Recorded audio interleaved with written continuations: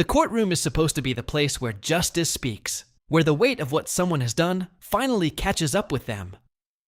Families sit in those wooden pews holding photographs, holding each other, waiting for the moment the person who destroyed their world is told.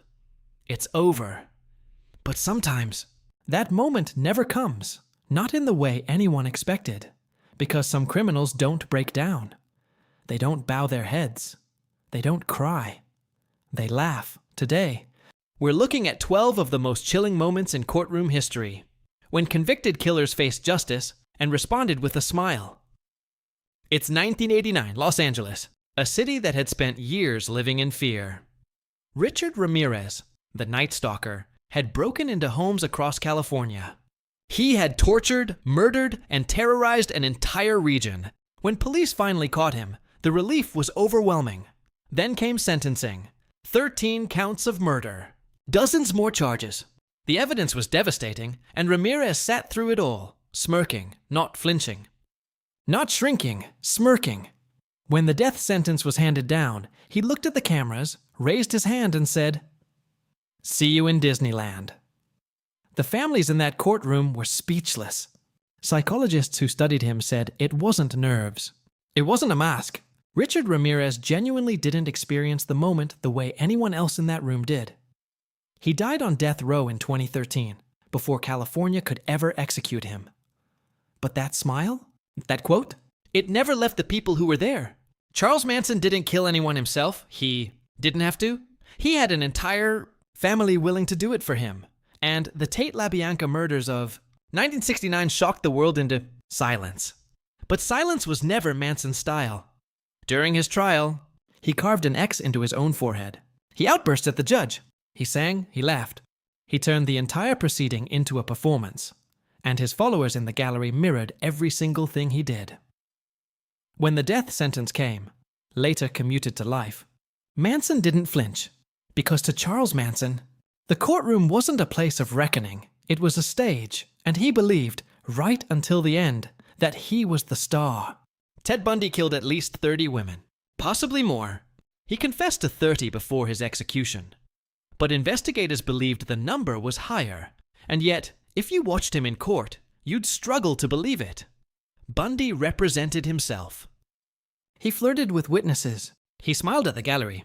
During one hearing, he proposed marriage to a woman from the stand, and she said yes. When his death sentence was read, Bundy remained calm, composed, almost amused. He had been called handsome, charming, intelligent. Psychologists who studied him said that's exactly what made him so dangerous, and his courtroom behavior so disturbing. Because Bundy didn't just lack remorse. He lacked the capacity to understand why remorse was even expected. He was executed in Florida in January 1989. Hundreds gathered outside the prison. They cheered. On July 22nd, 2011, Norway experienced the worst attack on its soil since World War II. Anders Behring Breivik killed 77 people, many of them teenagers at a summer camp. The country was devastated. At his trial, Breivik arrived with a clenched fist raised, a salute to no one but himself. He sat through testimony about children who had drowned trying to escape him, and he smirked. He had written a manifesto. He had planned this for years. And he treated the trial as a platform.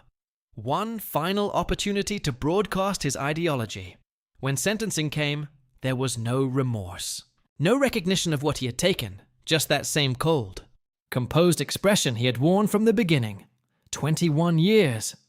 Norway's maximum sentence, reviewable, many, felt it wasn't enough. Breivik filed a complaint saying the conditions of his imprisonment violated his human rights. The families of 77 victims had no comment.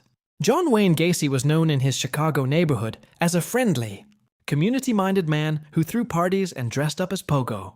The clown for sick children in hospital. He was also convicted of murdering 33 young men and boys, most of them buried beneath his own home.